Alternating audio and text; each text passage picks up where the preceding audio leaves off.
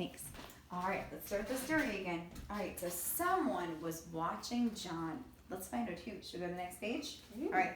One day, his boss called John into his office and said, "I've been watching you, and I like to see a young fellow who studies hard. How would you like a better job?" John's heart leapt for joy. "If you promise to work for our company for 7 years, the job is yours.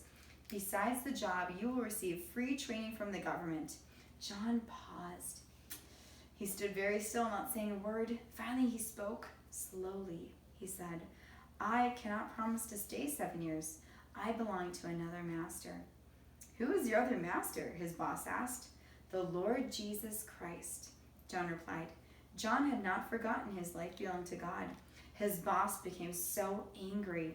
He shouted, "You'll lose your job as a map maker if you don't accept this offer." "I'm sorry," John said. He lost his job. Isn't that sad, guys? But he followed the Lord, which is really good. Why did he not accept the job? He knew that he couldn't promise to stay for 7 years, right? Because he belonged to the Lord, so he didn't keep the job, unfortunately. Not wanting to be a burden to his father, John took another job working hard in the fields gathering grain. Do you want to go to the next one for that? Since he had never done this kind of work, he was not very good at it. But as always, he put his strength into it, and he pleased the farmer for whom he worked. How did God prepare John for all the work he wanted him to do? Well, every time we get a new job or we do something new or learn something new, we gain more knowledge, experience, and skills. And God can use all of these. So when you guys do something new or you're learning something, that is something that God can use. Keep it right there, please. Thanks.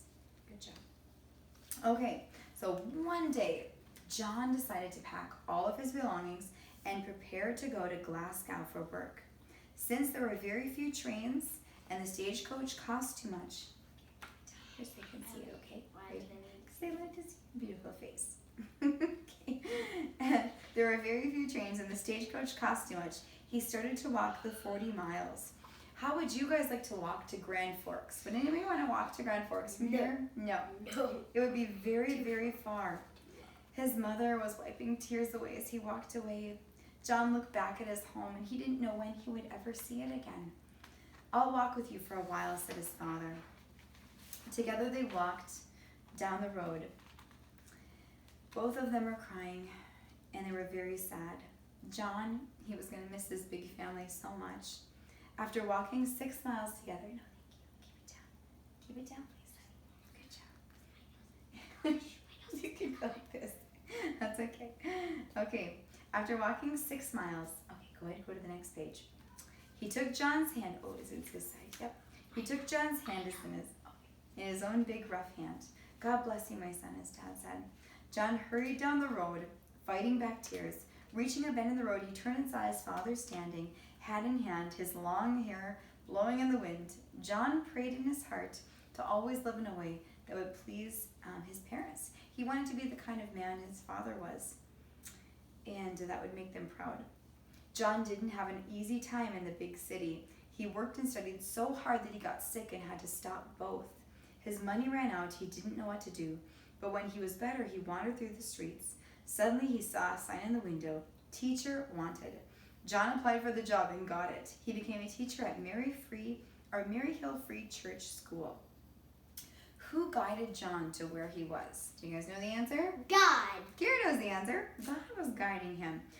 But the schoolmaster, the pastor said, who hired him, "The boys in the school are very rowdy and rough." 1 second. You can turn the page. Let me see.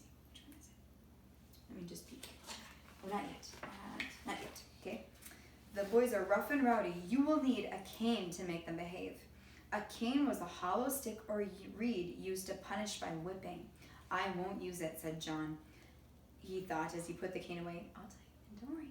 Okay. But after a few days, his students started to misbehave. John did use the cane, but he was sorry he did it. And go ahead to the next one. The boys kept misbehaving. So then he brought the boys up in front of the class and he said, "I will give you one more opportunity to behave." But they didn't. So he brought them up in front and he said, "What shall I do to punish them?" They sure are guilty, said one boy. And others said, whip them, give them a good caning. John didn't want to use the cane again, so he said, this is the first time they have misbehaved. If they apologize and promise to behave, would that be all right for now? Sure, I think so. Let him apologize, came from the class. Shamefully, the boys blurted out apologies. After that, John's school was quiet and orderly. In fact, it was so well ordered that the committee decided to have a teacher with a better education than John's. So he actually worked himself right out of a job. What would John do next? Now he had no job. We'll have to find out next time what happened.